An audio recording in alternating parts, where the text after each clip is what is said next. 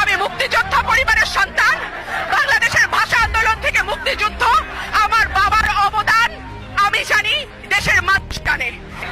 যতদিন আন্দোলন চলবে আমরা রাস্তা থেকে যাব না। নিষিদ্ধ করবার ম্যান্ডেটটা, নিষিদ্ধ করবার অধিকারটা তাদেরকে কে দিল? এই জনগণ, আপনারা সব সোচ্চার হন। আমরা আগে সরকার চাই, আগে সরকার অনেক ভালো ছিল।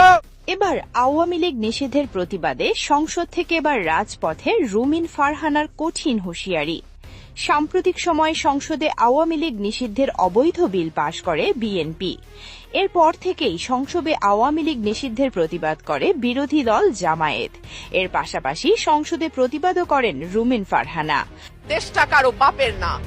52% মানুষকে পেছনে ফেলে নতুন বাংলাদেশ রচনার কোনো চিন্তা যদি কেউ করে থাকে, সেটা কখনো সম্ভব না, কোনো দিন সম্ভব না। কিন্তু এবার সংসদে নয়, এটি গড়ালো এবার রাজপথে। বিএনপিকে দিলেন কঠিন হুঁশিয়ারি, দিলেন 24 ঘন্টার আলটিমেটাম। রুমিন ফারহানা বলেন, আমি মুক্তিযোদ্ধা পরিবারের সন্তান। বাংলাদেশের ভাষা আন্দোলন থেকে মুক্তিযুদ্ধ আমার বাবার অবদান দেশের প্রতিটা মানুষ জানে। কিন্তু আওয়ামী লীগ হল স্বাধীনতার প্রতীক। এটি কোনো ব্যক্তিগত দল নয়, এটি গণমানুষের দল।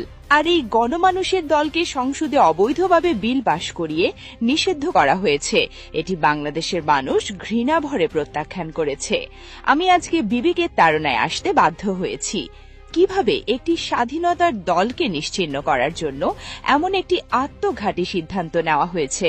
রুমিন ফারহানা হুঁশিয়ারি দিয়ে আরো বলেন, যদি আওয়ামী লীগের অবৈধ নিষেধাজ্ঞা প্রত্যাহার করা না হয়, তাহলে রাজপথ থেকেই আমরা তীব্র আন্দোলন চালিয়ে যাব।